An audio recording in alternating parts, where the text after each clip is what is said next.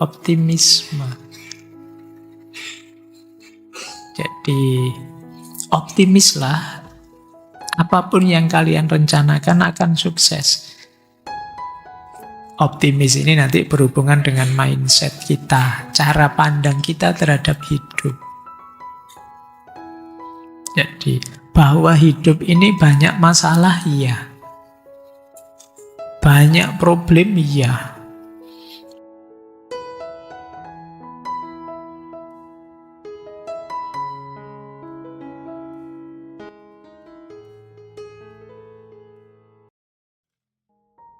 Sebab mengubah kehidupan itu pertama-tama harus tumbuh dalam jiwa itu sendiri sebelum segala sesuatu yang lain.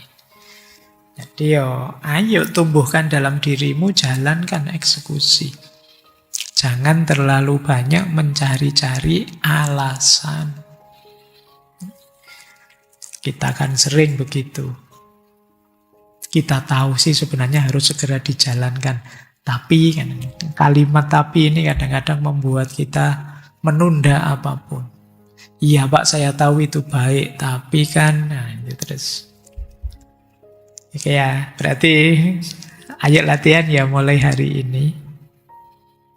Apapun niat keinginan diri kita untuk berubah jadi baik, eksekusi saja segera, tidak usah nunggu alasan macam-macam. Mungkin sering saya ceritakan ya, jadi salah seorang guru saya itu ngasih tahu saya bahwa kapanpun ada kerenteknya hati, ada desir di hati kita untuk melakukan kebaikan, itulah sebenarnya cahaya dari Allah, itulah sebenarnya petunjuk dari Allah. Itulah sebenarnya terkabulnya doa kita setiap kali kita membaca surat Fatihah itu, ihdinas siratal mustaqim. Ya Allah, tunjukkan aku jalan yang lurus. Di antara caranya Allah mengabulkan itu, diberi isyarat hati kita, digerakkan hati kita untuk ingin melakukan kebaikan ini, kebaikan itu. Tapi terus kita seperti tadi, tiba-tiba saya kok ingin sedekah ya ke anak-anak yatim sebelah rumah itu, kasihan ya. Tapi begitu ada ini terus, tapi nanti saja wong yo masih banyak waktu. Ini namanya menunda eksekusinya. Biasanya kalau sudah begitu terus tidak jalan. Itu pun kita tiap hari masih berdoa, ihdinas siratal mustaqim, ihdinas. Itu ya Gusti Allah yang sudah ngasih tanda bolak-balik itu mungkin lama-lama jengkel juga. Sudah dikasih jalan yang lurus, petunjuk, dicuekin. Dikasih lagi, dicuekin. Itu masih minta lagi, minta lagi. Ayo kita mulai membiasakan diri setiap kali ada desir gerak hati untuk kebaikan, sesegera mungkin dieksekusi. Tentu saja semampu kita. Baik, ini dorongan alami tapi sering kita tunda. Lanjut ya. Biasanya apa yang membuat kita menunda-nunda? Keraguan dan kecemasan. Jadi kita itu, ini kalau bahasa anak hari ini ya, sering overthinking. Pikiran kita kemana-mana. Pertimbangan kita banyak. Ini ada yang bilang cemas dan ragu itu kadang penyakitnya orang pinter. Pertimbangannya macam-macam, mau melakukan ini saja itu suwi nih. Makanya orang pinter-pinter itu kalau rapat lama biasanya. Oh no, usulnya macam-macam. Padahal cuma urusan kecil segitu saja. Kenapa? Pertimbangannya banyak. Bagus sih pertimbangan banyak. Tapi kalau jatuhnya ragu dan cemas, jadinya malah tidak produktif. Kita mau memutuskan apa saja itu terus. Mau jalan-jalan, dipikir detail. Ini nanti pakai apa ya? yang jumlah kecelakaan paling kecil naik apa? Itu sampai ke situ mikirnya. Apa kereta saja atau pesawat atau mobil? Kalau mobil nanti bla bla bla bla capek. Tapi sekarang kan ada jalan tol. Apa kereta saja? Oh, kereta juga nanti kalau tabrakan sakit itu besi semua itu. Pikirannya sampai ke sana-sana. Naik pesawat itu wah enggak selamat itu, kemarin ada ramalan tanggal sekian jangan pesen pesawat itu. Pikiranmu enggak karu-karuan. Ini yang membuat kita terus ragu, cemas. Pikiran yang agak parno sering ngajak kita menuju kemungkinan terjelek. Itu yang membuat kita cemas. Mau ngaji sih, tapi nanti kalau hujan gimana? Ini saya agak pilek ya. Terus saya pilek. Kalau terus pilek, terus padahal besok kuliah sudah mulai, berarti saya sakit, berarti nanti tidak masuk kuliah. Kalau tidak masuk kuliah, awal di absen dosennya tidak ada, nilai saya jelek. Kalau nilai saya jelek, nanti wah saya tidak bisa lulus terbaik. Pekerjaan susah mesti nanti kalau saya tidak lulus terbaik tuh. Pikiranmu bisa sampai ke sana. Jadi mikirnya panjang. Nah itu makanya kadang-kadang yang sudah sangat dewasa, pinter, pikirannya panjang itu nikahnya lama biasanya. Pertimbangannya macam-macam itu kalau sudah mau nikah. Nanti kalau begini gimana? Kalau begitu gimana? Yo susah. Kadang anak kecil-kecil itu lebih berani, tiba-tiba saja nikah mereka siap. Gitu. Kalian yang sudah dewasa itu ruwet biasanya mikirnya ya. Oke. Nah nanti saya Muhammad Al-Ghazali ngutip tadi Dale Carnegie. Coba deh kalau kalian kok punya kebiasaan overthinking begitu, coba tanyakan 3 hal. Yang pertama coba tanya, seandainya ini saya jalankan, apa sih akibat yang paling buruk? Oke deh, akibat paling buruk itu, siaplah saya, tak siap-siap menerima akibat paling buruk itu. Yang kedua, kemudian lakukan hal-hal yang meminimalisir akibat paling buruk itu. Sudah selesai. Pak, misalnya ya, mungkin apalah contoh tadi nikah yang putri-putri. Gimana nanti saya nikah ya, saya enggak bisa masak gimana nanti saya nikah? Kegelisahanmu itu. Nah, sekarang mulai dihitung biar enggak overthinking terus di situ. Coba tanya, seandainya tidak bisa masak beneran, efeknya apa kira-kira? Karena itu dihitung. Oh berarti nanti sering GoFood mesti ya, sering beli apa, kita ingin jadi kita. Dihitung saja. Kira-kira suaminya rela enggak ya kalau dikasih tahu. Kalau suaminya rela kan no problem, enggak masalah. Kemudian bisa sedikit diatasi. Oke lah, saya siap lah nanti kalau ada orang tanya, bisa masak apa enggak, mungkin disindir orang, mulai sekarang tak siapkan mental. Terus mulai sekarang saya latihan sedikit-sedikit lah masak-masak air apa masak apa. Itu yang ketiga. Kalau sudah kita siapkan pelan-pelan begini, aman sudah, dieksekusi jalan gitu loh. Kalian ada ketakutan apa saja coba tanyakan, kira-kira efek paling jeleknya apa? Oh kalau cuma itu, bismillah siaplah saya tak persiapan semaksimal mungkin menghadapi itu. Selesai. Jadi ya ini caranya kita kalau dilanda banyak kecemasan. Bukan berarti tidak boleh berpikir, tidak boleh mempertimbangkan, tapi jangan berlama-lama di situ. Karena manusia itu biasanya senang berandai-andai. Nanti kalau begini gimana? Kalau begitu gimana? Kan selalu begitu. Jalan saja, nanti kalau ada kasus ya dipikir belakangan. Baik, kita lanjutkan. Ini masih panjang. Kalau sudah bebas dari kecemasan, langkah kedua apa? Optimisme. Optimisme. Jadi optimislah, apapun yang kalian rencanakan akan sukses. Optimis ini nanti berhubungan dengan mindset kita, cara pandang kita terhadap hidup.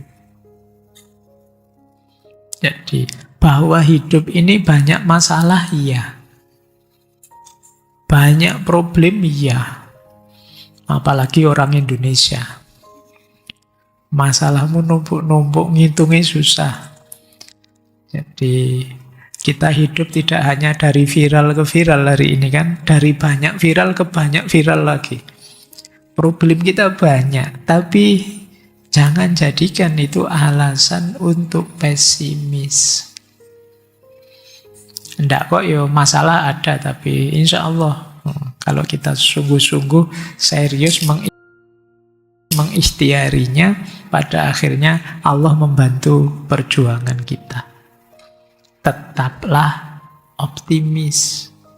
Jadi di situ ada satu syair yang beliau kutip, laisa man mata fastaroha bimayyitin, innamal mayyitu mayyitul ahya, innamal mayyitu mayyishu kathibah kasifa balahu qalilar rojai. Jadi orang yang mati dan beristirahat, jadi orang yang mati kemudian tidak tentu saja selesai jalan hidupnya, sebenarnya itu bukanlah mayit yang sejati, kata beliau. Sesungguhnya mayit yang sejati itu orang yang belum mati tapi sudah seperti orang mati. Jadi orang yang mati dalam hidupnya. Kata beliau, cirinya apa? Innamal mayyitu man ya'ishu kathiban. Orang yang murung tiap hari. Orang pesimis itu kan murung. Masam mukanya dan tidak punya harapan. Oh, tiap hari merengut saja. Iya, kita tahu sih tiap orang ada masalah, tapi kan akan selalu ada sisi positif, sisi nikmat dalam hidup kita kok. Jadi tidak patut kita hanya merengut saja, seolah-olah Allah itu tidak memberi setitik pun kebahagiaan dalam hidup kita. Bahkan nanti kata dulu kita bahas ya, Syekh Hasan Al-Basri itu cirinya orang akhlaknya baik, yang paling kelihatan itu mudah senyum, murah senyum. Orang murah senyum itu menampakkan rasa syukur, menampakkan kegembiraan dia bisa menikmati hidup. Tapi banyak orang yang merengut terus. Kita ketemu itu jadi tidak enak sendiri. Kan kalau kalian ketemu orang kok terus merengut saja, itu kan kita di dekatnya juga tidak nyaman. Kita dekat orang marah juga tidak nyaman. Tapi dekat orang yang ramah, yang senyum, kita juga rasanya nyaman. Tapi banyak orang yang hidup tapi rasanya kayak mati. Dia merasa orang paling malang di dunia, merasa bahwa dirinya itu paling susah sendiri, merasa ini orang yang kathibah, murung. Diajak ngomong tidak bisa sudah.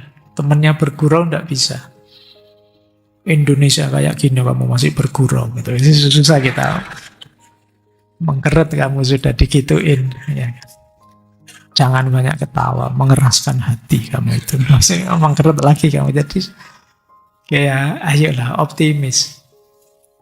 Jadi wong Allah itu sangat cinta, sangat sayang dengan kita dan ada banyak sekali nikmat yang dianugerahkan ke kita.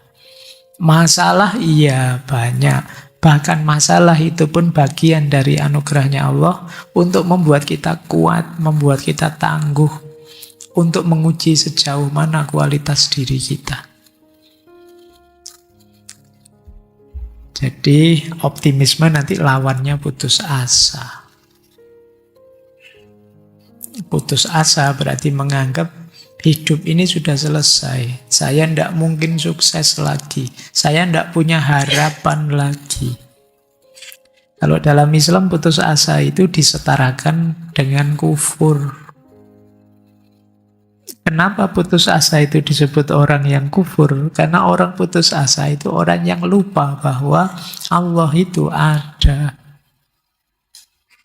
Kalau orang ingat Allah itu ada, Tidak mungkin dia putus asa. Karena apa sih yang tidak mungkin kalau Allah menghendaki?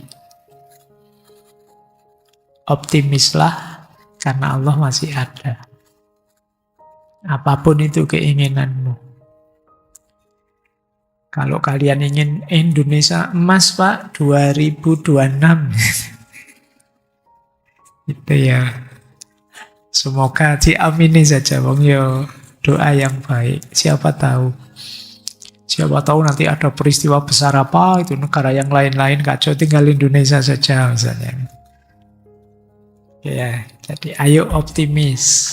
Bagaimana kita bisa memperbarui hidup kita kalau kita tidak optimis? Jadi kalau kita merasa tidak mampu, tidak bisa, putus asa, ya tidak mungkin kita memperbarui hidup. Optimislah bahwa kita bisa. Lanjut. Selain optimis, tentu saja jangan berhenti belajar, tapi belajar dapat ilmu yang tidak sekedar untuk diingat dan dihafalkan. Ilmu yang berefek dalam hidup kita, ilmu yang berdimensi amal. Amal itu selain aplikasinya ilmu, juga jalan kita untuk menjaga ilmu. Jadi, gimana cara kita menjaga ilmu? Dengan menjalankannya. Ini yang kalau orang Jawa punya rumus, ngelmu kuwi kelakone kanthi laku. Laku itu membuat pemahaman kita utuh. Kalian misalnya ya, tentang pernikahan. Sebanyak apapun kalian baca buku pernikahan, tapi kalian tidak menjalaninya, tetap akan lebih dalam wawasannya, pemahamannya yang sudah menjalani langsung. Jadi, nanti mungkin kalau referensimu banyak, begitu menikah kaget sendiri. Kok tidak sama ya kayak yang di buku-buku? Kemarin kamu ngaji nih mantap sekali. Wah, haknya suami, kewajiban istri. Wah, wajah detail, begitu jalan. Tidak bodoh. Beda ya Pak sama di buku-buku. Itu dunia konkret tidak selalu sama dengan dunia teoritis. Maka ilmu itu mengalami penyempurnaan dalam laku. Jangan berhenti di ilmu saja. Kalau kata Imam Syafi'i kan begitu. Bahwa semua manusia itu hancur. Kullun nas halikun illal alimun. Setiap orang itu akan hancur kecuali orang-orang alim, orang berilmu. Tapi setiap orang berilmu, kullul alim halikun, hancur juga kecuali amilun, kecuali orang yang mengamalkan ilmunya. Dan pada akhirnya orang beramal juga akan hancur kecuali yang ikhlas. Amal kalau masih banyak pamrihnya ya efeknya negatif juga, belum optimal juga.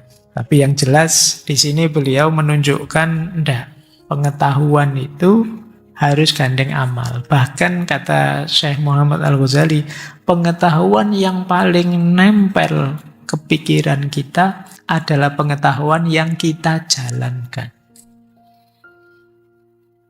Pengetahuan yang ada di kepala kita.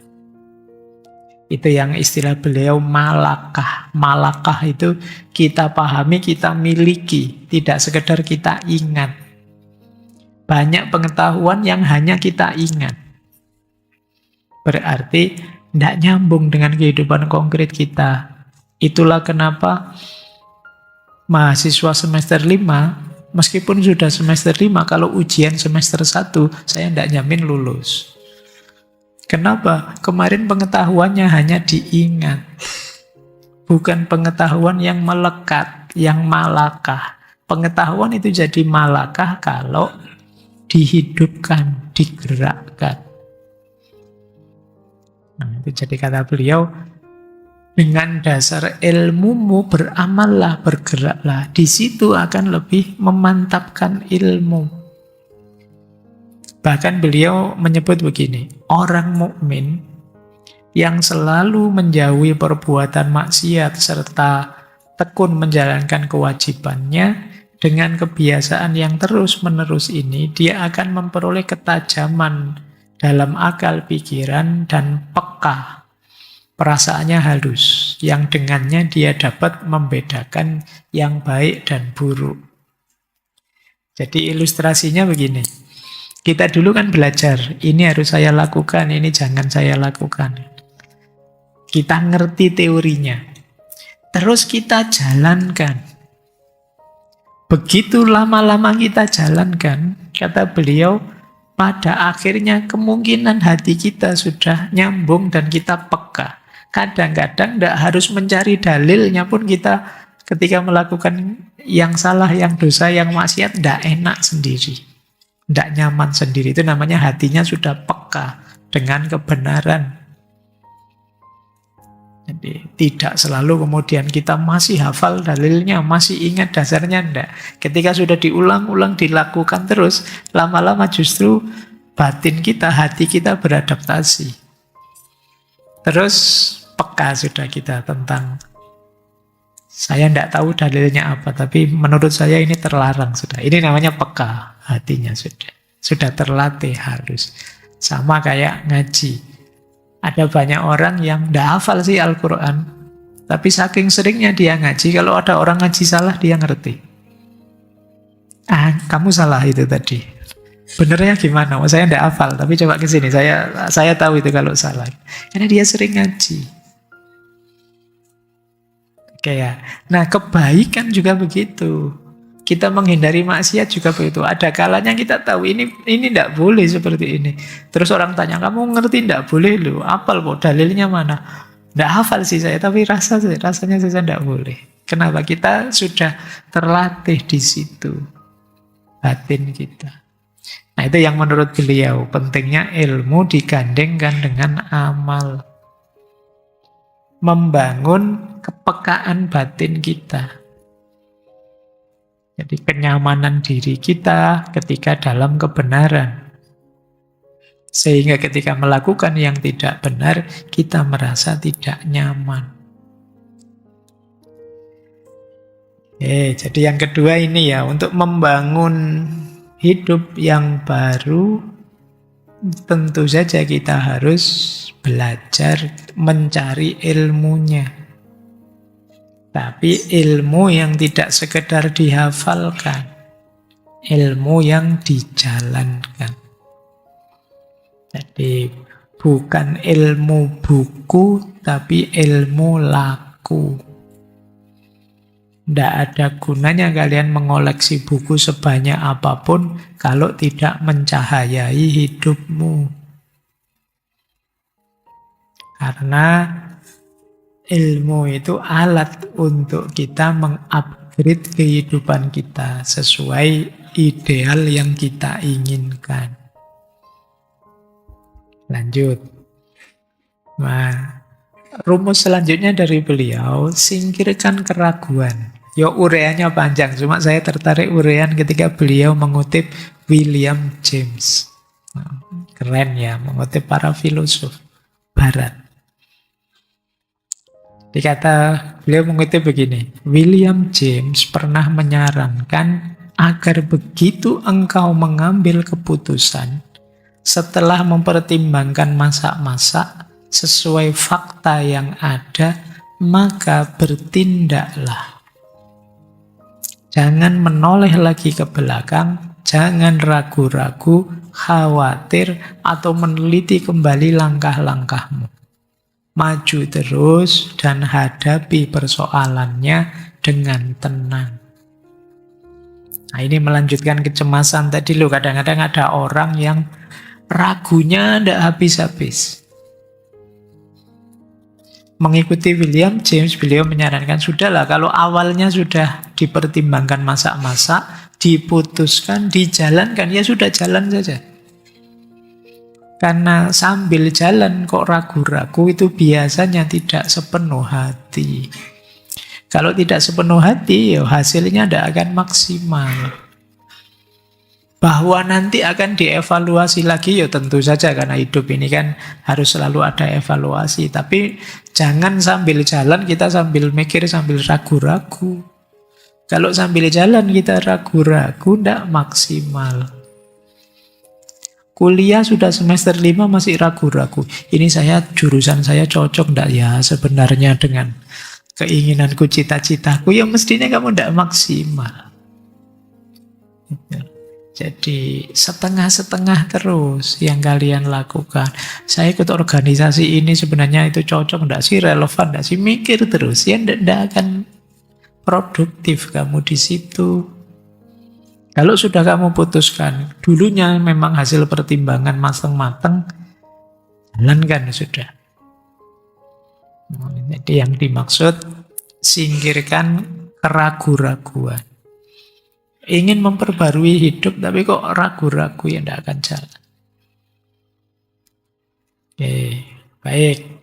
Jadi mungkin nanti kalian masuk ke usia tua, ingin memperbarui hidup, ingat-ingat rumus ini ya. Jangan ragu-ragu, hilangkan cemas, optimis saja, jalankan ilmu yang sudah kita tahu. Biar masa tuanya tetap bahagia. Lanjut.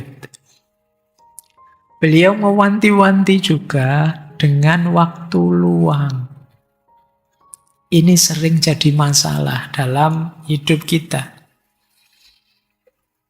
Kata beliau begini, kita tidak akan merasakan jejak-jejak kecemasan saat kita sedang sibuk bekerja.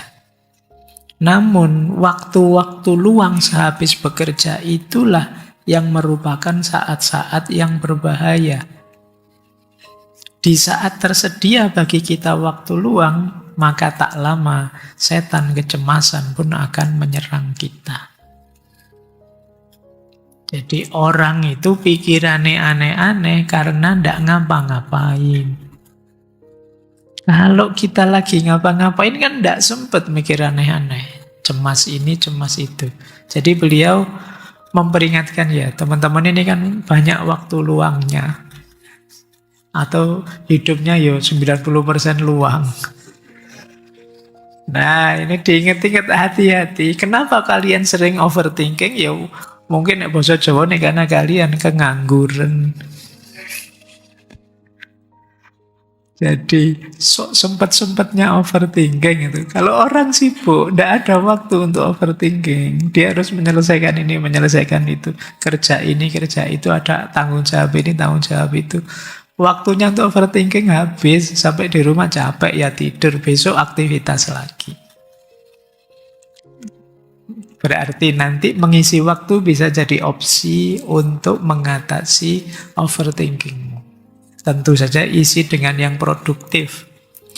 Beliau memberi isyarat begini, coba ya buatlah satu lubang pada lampu, mungkin lampu bohlam seperti di atas ini, yang hampa udara, maka engkau akan melihat bahwa alam akan mendorong udara masuk ke dalam lampu itu untuk mengisi kekosongannya. Semula bohlamnya hampa udara, tapi begitu kita kasih lubang sedikit, berebutan udara akan masuk. Itu seperti jiwa kita. Begitu juga alam akan segera mengisi jiwa yang kosong. Diisi dengan apa? Ya biasanya dengan perasaan-perasaan. Mengapa? Karena perasaan-perasaan cemas, takut, dendam, dengki itu akan mendesak dengan kekuatan yang asli dan keras, yang mungkin memporak-porandakan kesejahteraan jiwa kita dan menetap di akal pikiran kita. Jadi seperti kalau ada ruang hampa udara, tiba-tiba diberi lubang sedikit, itu ya udaranya akan cepat-cepat masuk semua ke situ dan sesak sudah. Seperti kita, kalau kita sedang beraktivitas, itu tidak ada waktu, tidak ada luang untuk masuknya pikiran jelek, iri, dengki, benci. Tapi kalau kita banyak tidak ngapa-ngapainnya, kemungkinan muncul hal-hal yang mencemaskan, hal-hal yang menggelisahkan kita, hal-hal yang itu bisa dicek ya, pikiran-pikiran jelek kita itu biasanya munculnya ya karena kita tidak ada kesibukan yang lebih penting dari itu. Tiba-tiba mikir apa, kadang ya menghayal aneh-aneh, kadang ya, nah itu karena kita tidak ngapa-ngapain. Nah, mulai besok ya bikin jadwal agak ketat biar tidak overthinking. Yang produktif lah, yang tidak harus gadget lah. Apa gitu, mungkin nanam-nanam apa memelihara apa. Bantu-bantu teman bersih-bersih kamar kos, ya tidak apa-apa. Itu paling tidak kan ada aktivitas. Jadi bahayanya waktu luang. Apalagi sesama yang punya waktu luang terus ketemu. Wah itu obrolannya habis ke timur, ke utara, ke barat, ke selatan itu terus ini kita tadi ngobrol apa ya tidak jelas semua. Itu gini kita mesti hasilnya begitu. Jadi ayo beliau mengingatkan kita bahayanya waktu luang. Lanjut. Ini juga sering jadi masalah kita. Hal-hal kecil yang kita beri porsi terlalu besar sering mengganggu perbaikan diri kita. Di buku itu saya kutipkan cerita, ini seorang admiral dari Amerika, dia terkenal penjelajah kutub, khususnya kutub selatan. Beliau diceritakan begini, jadi beliau menulis buku tentang pengalaman waktu menjelajah kutub selatan. Jadi beliau melihat anak buahnya, orang-orang di sekelilingnya itu padahal di suhu yang sangat dingin yang mengancam nyawa itu sering disibukkan oleh hal kecil daripada mikir gimana caranya biar selamat tidak mati. Jadi ceritanya Admiral Beit ini, jadi suhu di kutub selatan itu 80 derajat di bawah nol. Jadi salah kostum innalillahi sudah. Salah ruang innalillahi. Tapi beliau cerita, orang-orangku itu selalu bertengkar kalau ada seorang dari mereka melebihi batas waktu tidur yang jadi giliran temannya. Kemudian ada juga yang muak dengan temannya karena kalau makan terlalu banyak mengunyah, bersuara lagi, itu menjengkelkan. Terus gegeran karena yang kecil-kecil itu. Yang tidak penting, padahal nyawanya setiap detik terancam. Di hal-hal kecil seperti itu sanggup merampas akal orang-orang yang sangat disiplin pada ketaatan dan ketertiban. Jadi hidup ini terancam, sewaktu-waktu kita bisa mati, kata dia. Tapi orang-orang yang diributkan kok hal tidak penting itu. Jadi hal-hal penting yang diberi porsi terlalu besar. Bukan berarti itu tidak masalah. Iya masalah. Tapi ini loh ada masalah yang jauh lebih besar. Yang dianggap kecil saja. Yang sering diuraikan kan misalnya ya kalau di kita itu ekologi, masalah lingkungan. Itu kan orang anggapnya tidak terlalu penting. Pembahasannya juga mungkin tidak seintens kalau orang bahas politik. Padahal itu mengancam nyawa kita bisa sewaktu-waktu. Tapi kita tidak peduli itu. Asik bahas isu-isu kecil. Nah jadi hal kecil yang diberi porsi terlalu besar. Bukan kok terus itu tidak masalah. Iya itu masalah. Tapi ya mbok didahulukan yang lebih penting, lebih besar. Ini kalau di manajemen diri kan ada istilah prioritas. Kadang-kadang algoritmanya medsos itu membuat kita terseret ke hal-hal kecil ini. Lupa ada problem-problem yang lebih penting, lebih besar. Akhirnya hal yang pokok terabaikan. Kita terlalu sibuk dengan hal kecil. Seperti ngaji misalnya, apa? Mungkin ada yang kalau ngaji duduknya langganan, pokoknya di tangga itu atau di tiang itu biar dapat sandaran itu. Tiap hari nonton itu. Begitu ada yang nyanderin, enggak jadi ngaji, sudah ada orang nyanderin. Padahal sandaran itu kan hal kecil. Tapi kok tehnya sudah habis, kopinya habis, sudah jadi ngaji. Kopi itu komplement kecil. Iya sih, kan tidak ada kopi, pahit. Tapi kan yang lebih penting ngajinya. Tapi kan kalian tidak ke situ. Kita sering begitu. Hal kecil jadi besar. Ini juga sering menghalangi kita. Padahal memperbarui diri itu kita harus jelas prioritas-prioritas pokok. Mana yang penting, mana yang tidak penting. Kita harus punya ini. Kalau tidak punya, pontang-panting. Hidup kita itu multidimensi. Ada banyak yang harus kita urusi. Tapi kita juga harus punya prioritas. Ya kuliah, ya urusan keluarga mungkin. Pacar mungkin. Urusan apalagi ekonomi mungkin. Itu kalian harus punya rankingnya. Itu tadi loh, makanya ada menetapkan arah tadi loh. Pak, pokoknya saya kuliah, Pak. Apapun yang terjadi. Yang lain-lain kalau bisa saya jalani.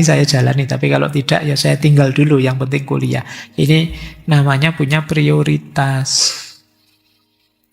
Punya prioritas itu memudahkan kalian kalau ada masalah. Misalnya ya, pokoknya saya kuliah Pak. Pacar nomor 2 misalnya.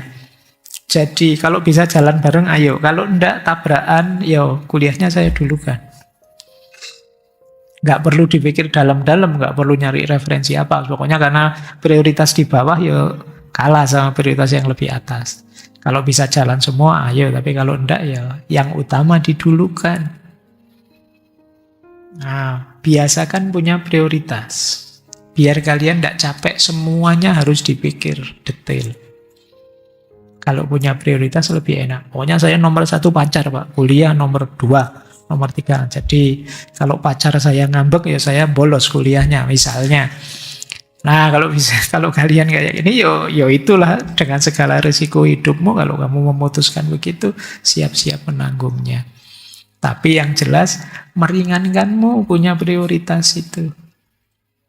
Urusanmu banyak saya tahu, yang harus kamu openi ya banyak. Tapi ketika punya prioritas lebih mudah. Lanjut. Terus, kalau ini agak spiritual. Pesan utamanya, siaplah naik, siaplah turun. Seperti itulah kehidupan ini. Jangan mudah mengeluh. Ini. Biasanya kalau sudah sepuh, sudah tua, karena ini temanya tema bahagia di usia tua, orang lebih tua itu lebih arif, lebih bisa menerima fakta hidup, kenyataan hidup. Saya ambilkan misalnya itu dari surat Al-Baqarah itu, 155 saja ya. وَلَنَبْلُوَنَّكُمْ بِشَيْءٍ مِّنَ الْخَوْفِ وَالْجُوعِ وَنَقْصٍ مِّنَ الْأَمْوَالِ وَالْأَنْفُسِ وَالثَّمَرَاتِ وَبَشِّرِ الصَّابِرِينَ. Ini menegaskan, ya tentu saja orang hidup pasti akan kami uji, kata Allah, dengan sesuatu. Kalimat bisyai'in itu menunjukkan ujian itu sebagian kecil saja di dalam hidup kita. Tidak besar. Bisyai'in. Kadang-kadang bentuknya ketakutan, kecemasan. Kadang bentuknya kelaparan. Kadang bentuknya berkurangnya harta. Kadang bentuknya berkurangnya jiwa teman kita, keluarga kita meninggal duluan. Wasamarot, berkurangnya buah-buahan. Jadi naik turunnya hidup itu wajar.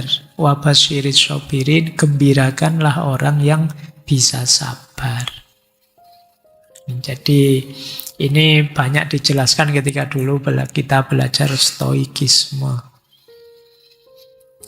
Karena sunnatullahnya hidup itu kadang naik, kadang turun. Hidup yang tenang adalah orang yang siap naik, siap turun. Siap di atas, siap di bawah.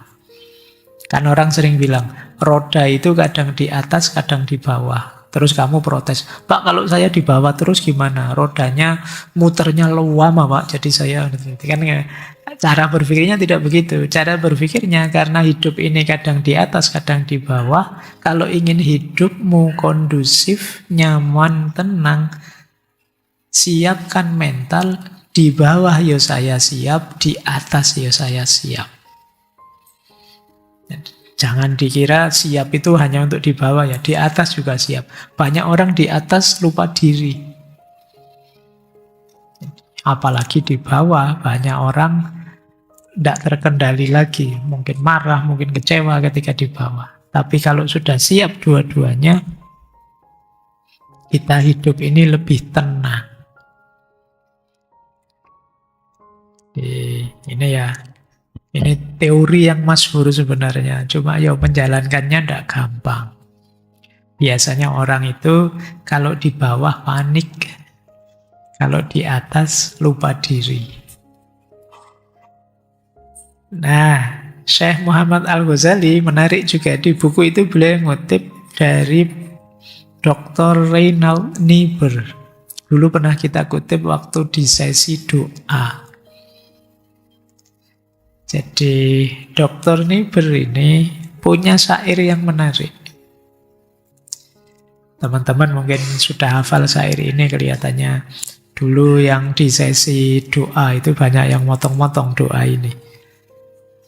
Jadi kalimatnya begini. Anugerahilah aku ya Allah kesabaran dan kemampuan untuk menerima segala yang memang harus terjadi. Yang kedua, anugerahilah aku ya Allah keberanian dan kekuatan untuk mengubah apa yang masih dapat diubah. Dan yang ketiga, anugerahilah aku ya Allah kebijaksanaan untuk mengetahui perbedaan keduanya. Jadi dalam hidup ini seperti kata para filosof Stoik, ada yang bisa kita ubah, ada yang tidak bisa kita ubah. Ada yang dalam kendali kita, ada yang di luar kendali kita.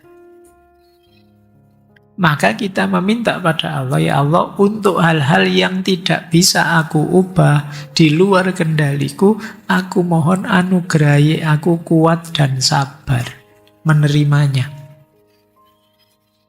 Karena kalau kita tidak kuat dan tidak sabar menerimanya, hidup kita akan sangat berat. Kenapa? Kita tidak bisa mengendalikannya, kita tidak bisa menolaknya. Tapi hadir dalam hidup kita. Di situ kita perlu kesabaran. Tapi ada hal yang bisa kita ubah. Bisa kita tingkatkan. Untuk yang ini, ya mohon pada Allah dianugerahi keberanian dan kekuatan. Berani mengubah, siap mengubah, karena saya punya daya untuk itu. Punya kuasa untuk menjalankannya. Banyak orang yang punya kekuasaan untuk menjalankannya, tapi tidak berani menjalankannya. Maka minta pada Allah diberi keberanian dan kekuatan untuk mengubahnya. Nah, yang ketiga, yang paling penting membedakan dua hal ini. Untuk membedakan dua hal ini kita perlu kebijaksanaan. Jadi kita harus tahu, oh ini bisa saya ubah, maka saya semangat mengubah. Oh ini tidak bisa saya ubah, maka saya menerima. Yang bisa membedakan dua ini kebijaksanaan. Kamu harus bijaksana, karena banyak orang kebalik. Waktunya dia berusaha maksimal, dia diem saja. Saatnya dia menerima, dia protes. Dia tidak bisa nerima. Ini namanya tidak bijaksana. Ujian, waktunya harus belajar keras, dia cuek, santai-santai saja, tidak belajar.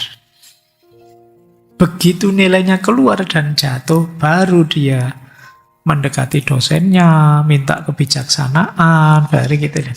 Padahal itu saatnya dia menerima.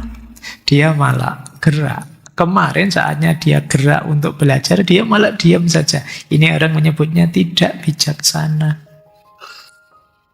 Ya.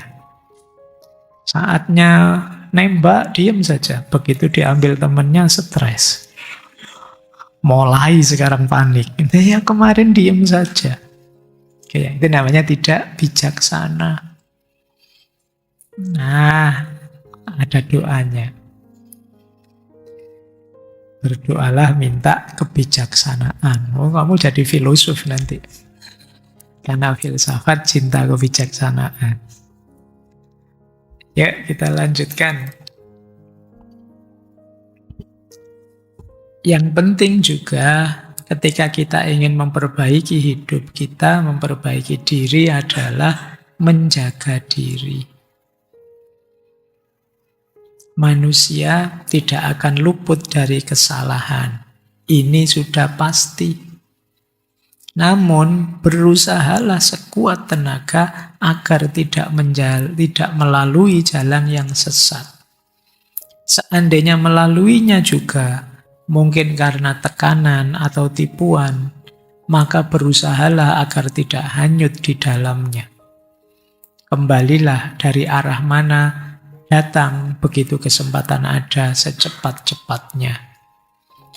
Menjaga diri itu berarti termasuk menjaga diri dari dosa, maksiat, salah.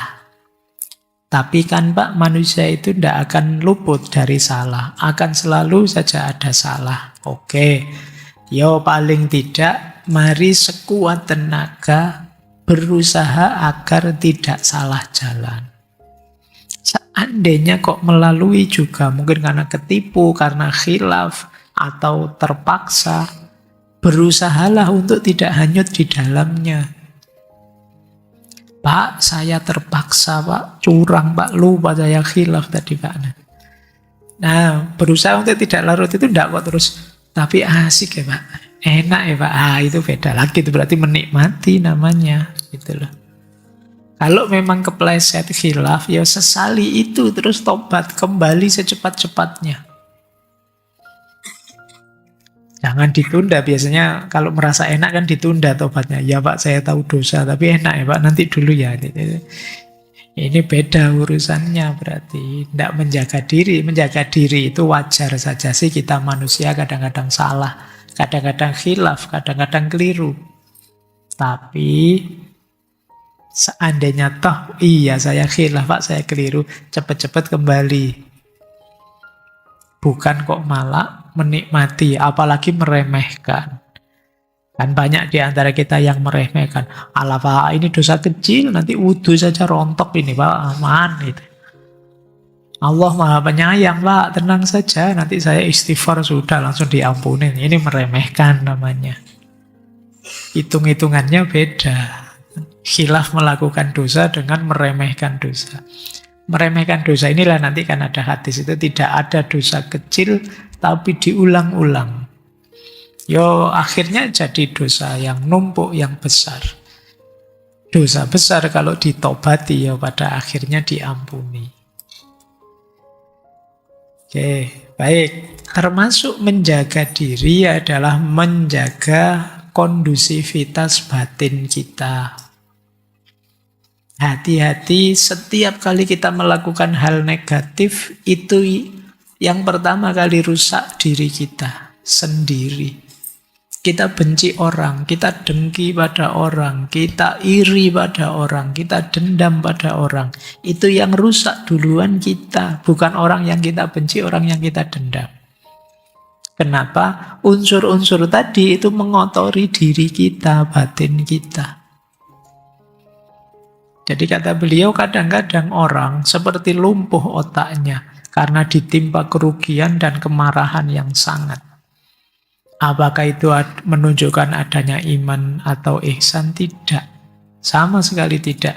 Dan tidak pula menunjukkan sikap jantan. Apa yang akan diperoleh oleh orang yang dikuasai perasaan marah yang sangat? Tidak lain adalah kerugian. Sekali lagi kerugian. Jadi kita rugi besar duluan. Kalau dalam diri kita ada unsur-unsur negatif tadi. Apakah itu sombong, apakah itu iri, apakah itu dengki, apakah itu dendam. Itu yang pertama rusak diri kita. Mari kita jaga diri kita dari itu. Pak, tapi kan kita harus menegakkan keadilan. Tegakkan keadilan setegak-tegaknya tanpa harus mengotori dirimu. Kalau ada yang salah yang harus diluruskan, luruskanlah. Tanpa harus menyimpan kotoran dalam batinmu. Jadi ini yang dimaksud oleh Syekh Muhammad Al-Ghazali. Lanjut. Apalah artinya orang yang tertarik pikirannya dan perasaannya pada masa lalu yang telah terkubur untuk menambah panas pada rasa sakitnya dan hangus pada hatinya. Kalimat ini untuk merelakan yang telah lewat. Banyak orang yang tidak bisa move on. Terpenjara di masa lalu. Dan bagi Syekh ini hanya menyusahkan dirinya saja. Apa artinya kita tidak move on dari masa lalu? Kata beliau, seandainya tangan kita dapat meraih masa lalu dan kemudian mengubah kejadian yang tidak disukai, maka dalam hal ini kembali pada masa lampau adalah wajib. Kita semua akan bergegas ke sana, menghapus perbuatan-perbuatan kita yang kita sesali, melipat gandakan bagian kita yang sedikit. Kalau bisa. Kan kenyataannya ndak bisa, gitu loh.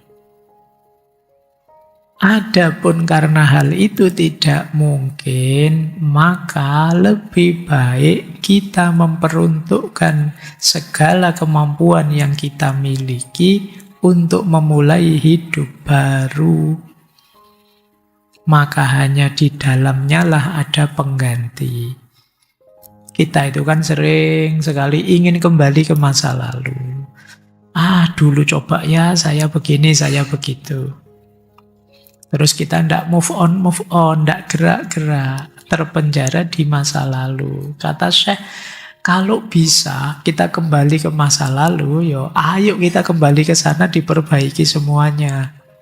Tapi faktanya kan tidak bisa, kecuali di film ya.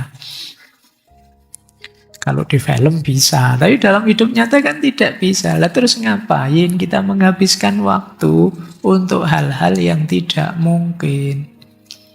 Ayolah kita fokus hari ini saja sudah. Kita perbaiki, kita cari gantinya yang lebih baik. Yang sudah lewat, mari jadi pelajaran hidup. Relakan yang sudah lewat. Kalau itu bentuknya negatif, kita istighfar, kita tobat, tidak mengulanginya lagi. Kalau itu bentuknya yang positif, kita jadikan penguat, kita jadikan pelajaran untuk kita hidupkan lagi saat ini. Cuma itu yang bisa kita lakukan. Nah, terus kunci memperbarui hidup lagi adalah mindset yang positif. Cara pikir yang positif. Tadi ada optimis, kalau ini lebih positif. Setiap urusan itu tunduk pada anggapan seseorang. Jika engkau mau, ia dapat engkau jadikan sebagai pembersih dan engkau lega. Dan kalau mau, dia dapat engkau jadikan pembinasa dan engkau marah. Pikiran kita itu bisa menentukan cara pandang kita menentukan hidup kita. Itu yang disebut mindset. Kalau kamu serba negatif cara pandangmu, hidupmu negatif, pahit. Tapi kalau positif cara hidupmu menyenangkan. Jadi ngaji ini bagi mungkin yang mindsetnya negatif akan ada sangat banyak yang membuat tidak kerasan ngaji. Tapi yang mindsetnya positif akan nemu banyak hal yang positif. Ada hadis itu yang dikutip oleh Syekh. Jadi satu hari Nabi menjenguk ada seorang Arab Badui yang sedang sakit demam. Beliau menghibur orang sakit ini, semoga penyakitmu segera sembuh dan menjadi penawar dosamu. Orang Badui itu terus jawab, ini demam ini sangat mendidih, sangat panas, saya sudah tua, paling ini sebentar lagi saya mati. Jadi kalimatnya seperti itu. Jadi ini demam yang sangat panas menimpa orang tua, menyeret ke liang kubur. Nah, Nabi ketika dengar orangnya mengeluh begitu, Nabi lalu berkata, ya kalau kamu bilang begitu, ya itu yang akan terjadi. Ini yang disebut mindset. Jadi kita itu sering tadi loh, karena kecemasan tadi, cara berpikir kita terus negatif. Padahal kecemasan itu kan tentang yang belum terjadi. Karena cara berpikir kita negatif, jadi kita mungkin besok kita memang sengsara. Tapi orang cemas itu sengsaranya sejak sekarang. Mungkin besok kita susah juga sih, tapi orang cemas itu susahnya sejak sekarang. Jadi durasinya panjang, padahal masih belum terjadi. Masih belum terjadi itu kan bisa terjadi, bisa tidak. Bisa kita antisipasi sejak sekarang, bisa kita ikhtiari biar tidak sesakit itu, sebenarnya bisa. Cuma karena kita terlanjur cemas dengan mindset positif, ya rasanya terus hidup ini akan sangat berat. Ada cerita lagi yang menurut saya menarik dari Rasulullah juga. Jadi Rasulullah ini lagi-lagi satu ketika mengunjungi sahabat yang sakit, kurus, lemah, tidak berdaya. Nah, ini mungkin Rasulullah diberi petunjuk oleh Allah. Rasulullah tanya pada sahabat ini, apa engkau pernah berdoa yang aneh-aneh pada Allah? Atau minta sesuatu padanya? Terus orang itu ingat, benar wahai Rasulullah, saya dulu pernah berdoa begini, ya Allah, jangan engkau siksa aku di akhirat karena dosa-dosa yang telah kulakukan. Kalau engkau akan menyiksaku juga, maka jadikan siksaanmu di dunia